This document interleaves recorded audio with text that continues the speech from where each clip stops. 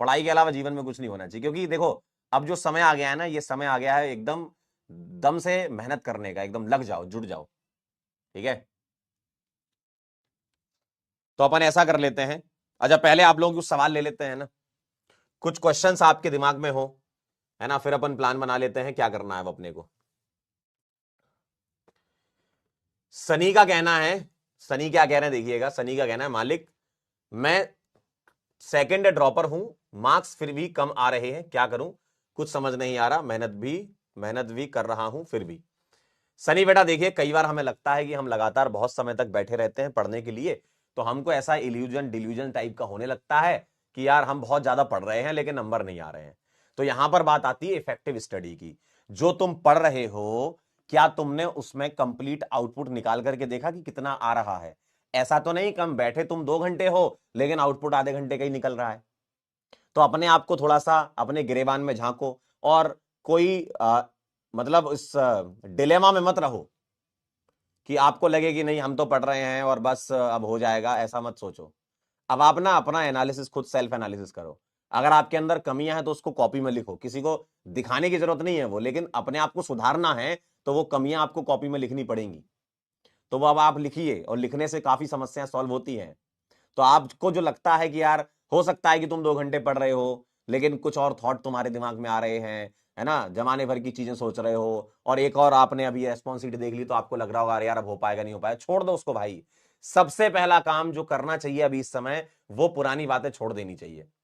अब नई शुरुआत है आपकी, आप ये समझ लो। लेकिन वो शुरुआत T=0 नहीं है, आपको आता है कुछ ना कुछ, आपको रिवीजन दोबारा से करना है।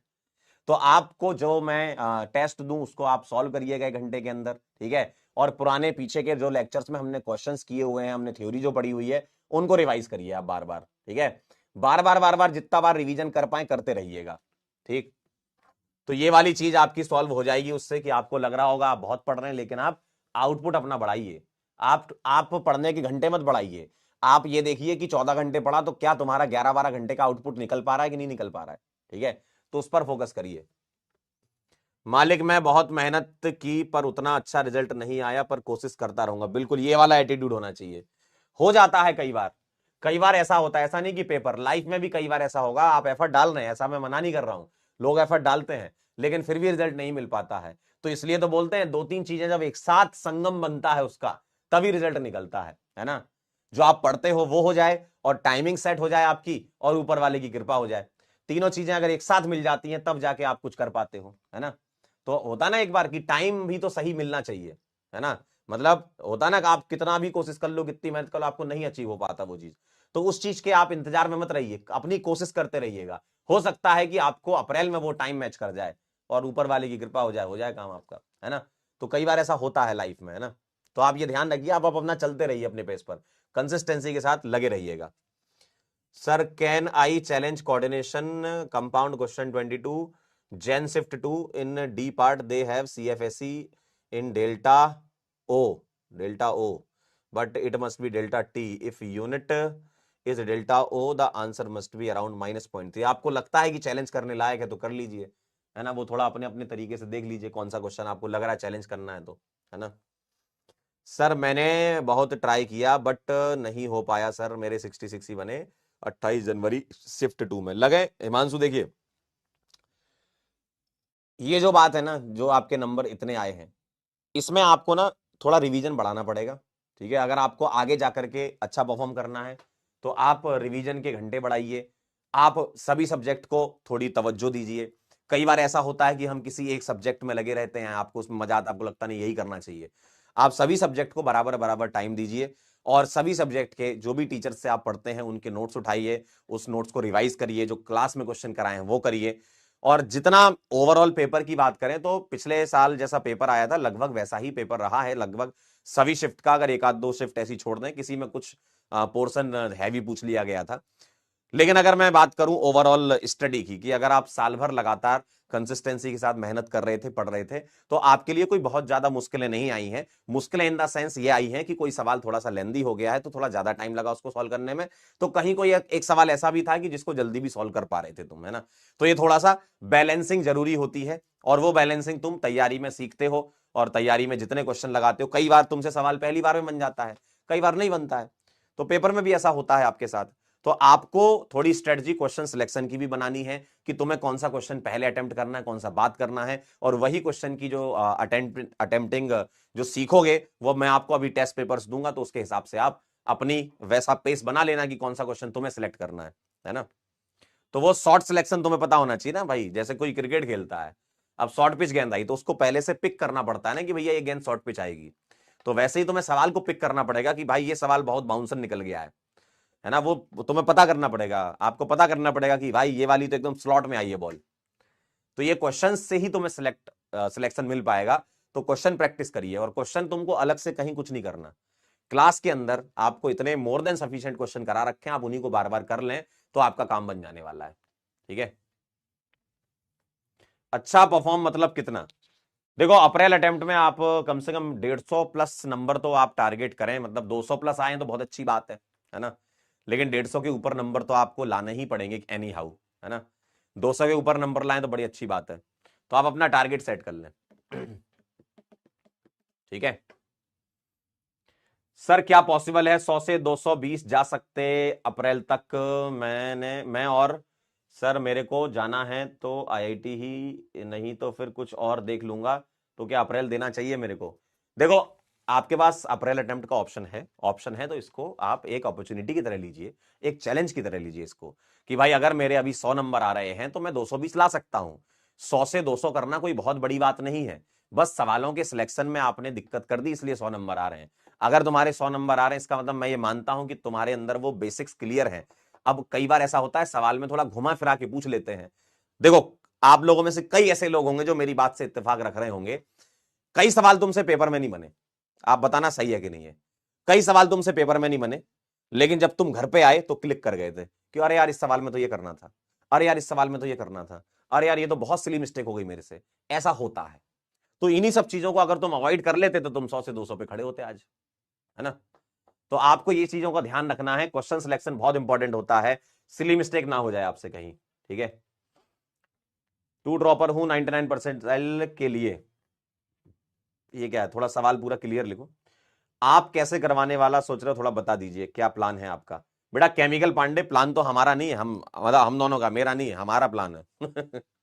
हमारा प्लान होगा ना, आप लोग जैसे बताएंगे उस तरीके से अपन चल लेंगे। मैं जो सोच रहा था वो ये सोच रहा था कि एक मेन का आपका लेक्चर आ जाए वीक में, एक एडवांस का लेक्चर आ जाए, एक मेन का टेस्ट हो जाए, एक एडवांस का टेस्ट हो जाए।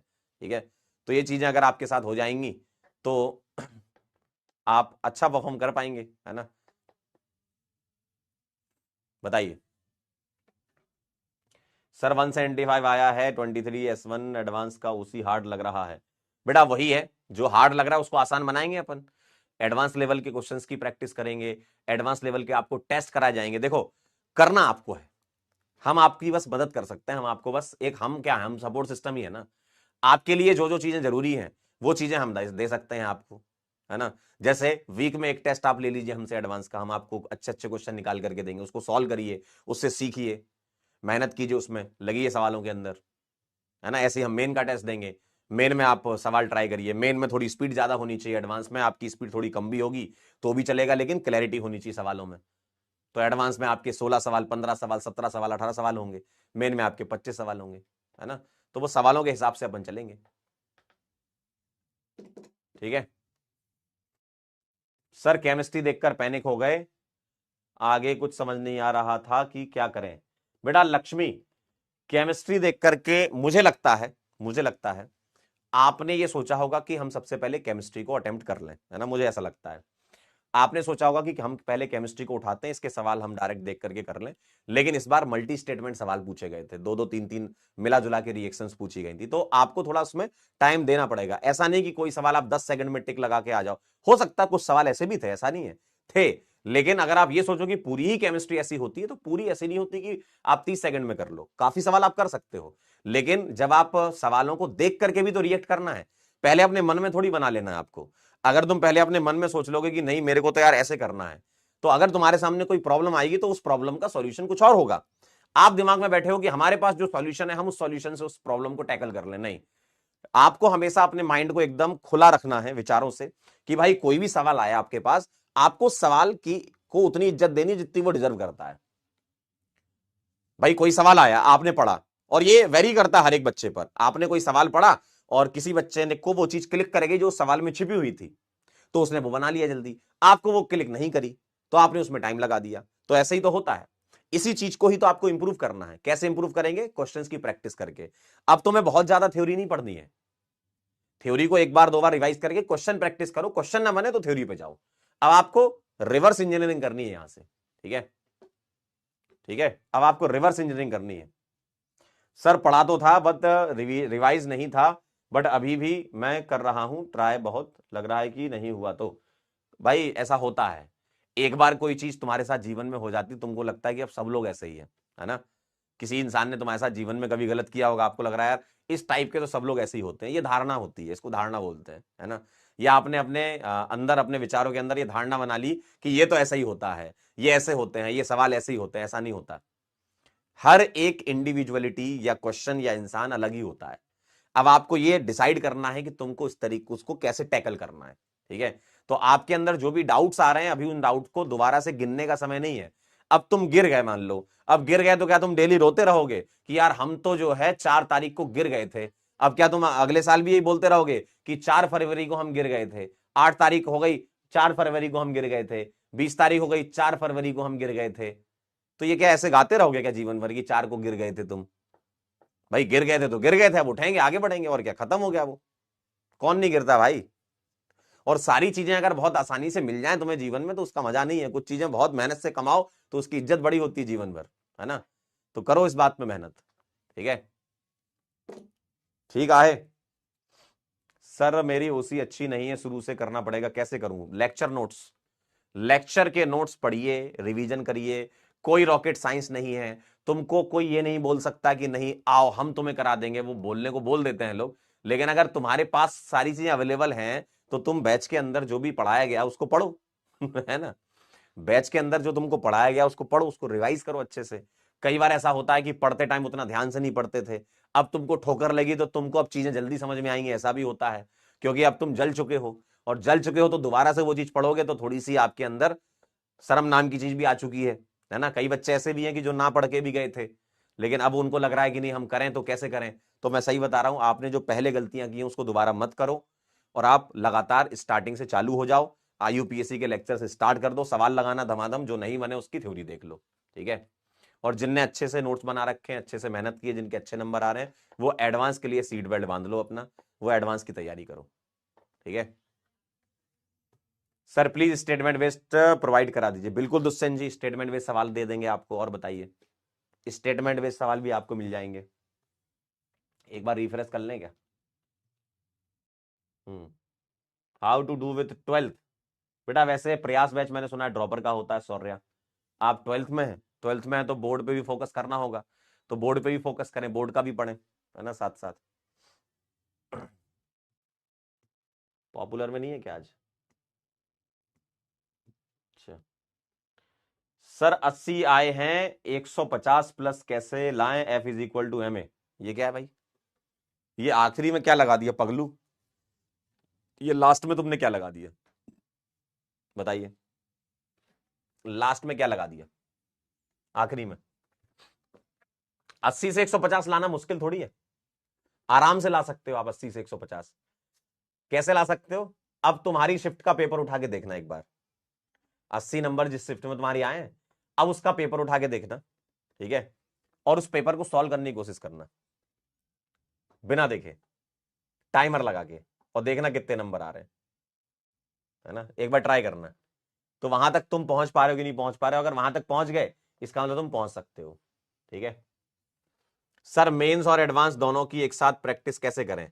अदिति बेटा एक साथ प्रैक्टिस का मतलब ऐसा होता है कि देखो मैं आपको बताऊं, ऑप्शन होता है डिफरेंट टाइप की ऑर्गेनाइजिंग पेपर की उससे, है ना?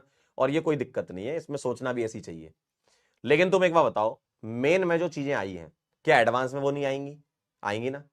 अगर जेई मेन में जो सवाल आए हैं, जो रिएक्शंस पूछी गई हैं, उन्हीं का अपग्रेडेड वर्जन या एडवांस वर्जन बन जाएगा ये। एडवांस का मतलब ये नहीं कि हार्ड बन जाना, ठीक है? पहला पहला मिसकंसेप्शन तो ये था कि जेई मेन अलग एडवांस अलग होता है, ठीक है? पेपर की लेवल अलग है, वो बात मैं मानता हूं, लेकिन लेवल का मतलब हार्ड नहीं होता है, पहले बात ये ध्यान दिमाग में रख लो। लेवल का मतलब हार्ड नहीं होता है, एग्जाम का पैटर्न, नंबर ऑफ क्वेश्चन कम, और सोचने की टेंडेंसी ज्यादा लगती है, इसलिए वो उस पेपर को हार्ड बनाता है। Paper hard in the sense अगर देखें कंटेंट की वजह से बनता है तो सिर्फ 10-20% योगदान होता है उसका।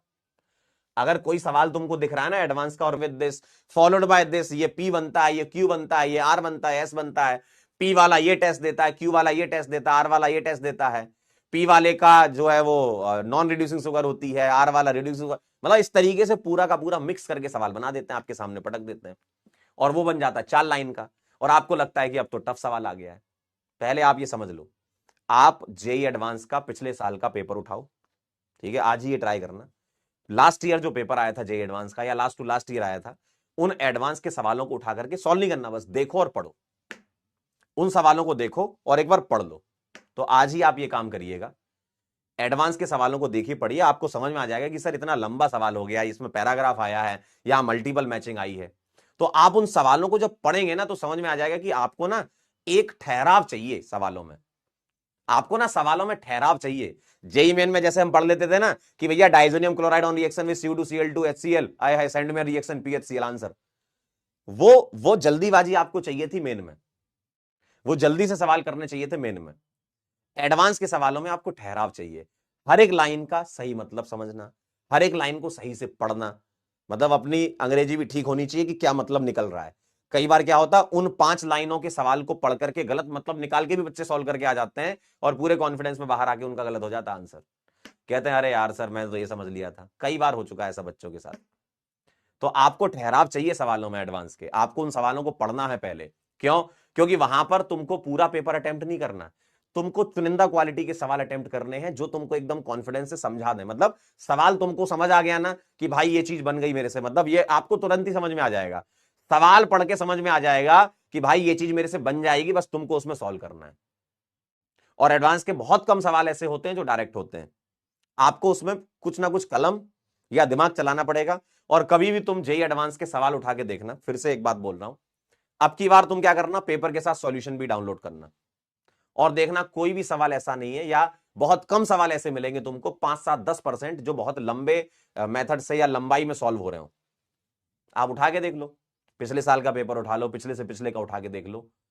एडवांस के सवाल जो फ्रेम होते हैं वो फ्रेम होते हैं बहुत दिमाग से, और बहुत दिमाग से जब फ्रेम होते हैं सवाल तो उनमें ना बहुत ट्विस्ट बिछा देते हैं वो बीच बीच में, और उन ट्विस्ट को पकड़ना होता है तुमको, और वो ट्विस्ट पकड़ ले जाते हैं तो आप बना ले जाते हो। तो आप सॉल्यूशन देखेंगे कई सवालों का तो मुझे नहीं लगता कि आधा आधा पेज से भी ज्यादा लगता है। मैथ्स की बात नहीं कर रहा, मैथ्स में तो सॉल्व करते हुए लंबा जाना पड़ता है, मैं केमिस्ट्री सब्जेक्ट की बात कर रहा हूं अभी, क्योंकि मैं आपको केमिस्ट्री पढ़ाता हूं, और उसमें भी अगर ऑर्गेनिक में आ जाए तो कोई ऐसा सवाल मैंने नहीं देखा कि आधे पेज से भी ज्यादा उसमें लग रहा हो। बस दिमाग चलाना है, दिमाग चलते जाएगा, दिमाग में चीजें होती जाएंगी, आप बस आपको बस लिखते जाना है कि भाई इसकी रिएक्शन इससे ये बना, अब इसके बाद ये बनेगा, फिर ये बनेगा, इसके इतने मोल दिए, इसकी इतनी यील्ड दी है, आंसर आ जाता है। तो आपको ना बस सवालों में ठहराव और पढ़ना आना चाहिए सवालों को। अगर आपने ढंग से सवालों को पढ़ना सीख लिया है तो काफी कुछ क्रैक कर ले जाओगे। और हर सवाल बनाने की कोशिश नहीं करनी हमें एडवांस में, हमें हर सवाल बनाने की कोशिश नहीं करनी। हमें यह नहीं करना कि भाई हम सारे सवाल करके उस चक्कर में पता है जो तुमको आ रहा होगा वो भी गलत हो जाएगा जल्दीबाजी में। कभी भी जल्दीबाजी नहीं मचाना एडवांस के सवालों में, ठहराव के साथ सॉल्व करना है, ठीक है। और जेई मेन के जो सवाल होते हैं वो आप जेई मेन का जनवरी अटेम्प्ट देख चुके हैं, आपको इतना समझ में आ चुका होगा कि क्या हो रहा है और क्या आ रहा है। जो आ रहा है पेपर में वो समझ गए, इसी टाइप का ही रेप्लिका बन जाएगा अप्रैल में, ठीक है। ठीक ठीक है जी, समझ गए आप खेल, क्या खेल होने वाला है। सर मेरी बिलो 10 परसेंटाइल है बेटा, ऐसा पढ़ना पड़ेगा, मेहनत करनी पड़ेगी परसेंटाइल बढ़ाने के लिए। 157 आ रहा है, अब क्या करूं, अब लग जाएं और क्या, अब तैयारी करने में, अब एकदम धुआंधार तरीके से तैयारी करें और क्या। अब आप तो 157 पे खड़े भाई, लग जाएं अब एकदम, अप्रैल अटेम्प्ट और उसके बाद एडवांस। सर मेंस फोड़ना है और मैं करके रहूंगा, बहुत बढ़िया। वी नाम ध्यान रहे मुझे, वी वी ने ये बात मुझे बोली थी।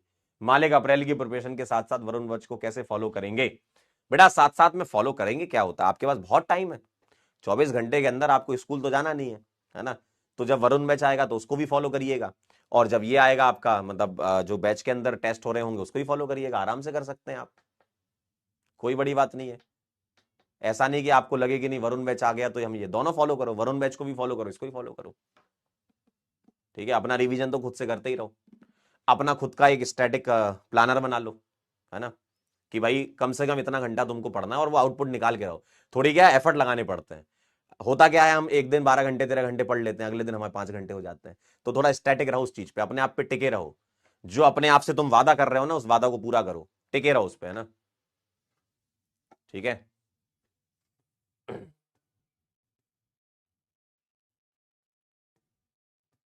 रॉन्ग बहुत होते हैं, उसे कैसे कम करूं? देखो, जो सवाल, जिन बच्चों से सवाल रॉन्ग होते हैं ना, उसका कारण बताता हूं कि आपने उतने सफिशिएंट क्वेश्चन नहीं किए होते हैं या आपको वो क्वेश्चन क्लिक नहीं कर रहा होता है ना। तो उसके लिए आपको sufficient number of questions, DPP, practice sheet, बहुत सारी चीजें बैच के अंदर, देखो लेक्चर्स के अंदर तुमको पूरा मसाला मिला हुआ है। उन सवालों को पहले तो मैंने सॉल्व किए थे, कुछ तो आपने किए थे, कुछ लेकिन मैंने भी सॉल्व किए थे, होमवर्क डिस्कशन पूरा दिया आपको। तो उन सवालों को आप अपने तरफ से ट्राई करो, अपनी तरफ से ट्राई करोगे काम हो जाएगा, ठीक है। अपनी तरफ से करोगे तो धीमे धीमे धीमे धीमे स्पीड बन जाएगी आपकी, ठीक है, स्लोली स्लोली स्पीड बन जाएगी, ठीक है। अगला सवाल क्या कह रहे हैं भैया? Sir expecting 98 percentile can I score 99? बिल्कुल कर सकते हैं, बिल्कुल कर सकते हैं अद्विक जी, अद्विक जी आप बिल्कुल कर सकते हो, ठीक है। थोड़े से नंबर आपको बढ़ाने हैं, काम हो जाएगा, ठीक है, लगे रहिए अब एकदम। Sir multiple reagent question provide, बिल्कुल करा देंगे। Handpump army with ticket on, बिल्कुल करा देंगे। मल्टीपल रिएजेंट के क्वेश्चन करा देंगे, पीएसएस दे देंगे आपको, है ना, आपको पीएसएस दे देंगे, आप उसको सॉल्व करिएगा, है ना। या ऐसा करेंगे ना अपन, जो जेई मेन का अपना सेशन होने वाला है ना, उसमें एनसीईआरटी के अंदर से जो पूरा मसाला है उसके अंदर क्या क्या पीएसएस बन सकते हैं इस बार, क्योंकि पीएसएस काफी सारे आए थे आपके पेपर में, देखा होगा आप लोगों ने। तो आपको रिएक्शंस को ना पीएसएस सॉल्व करा करा के स्ट्रॉन्ग करवा दूंगा मैं, ठीक है।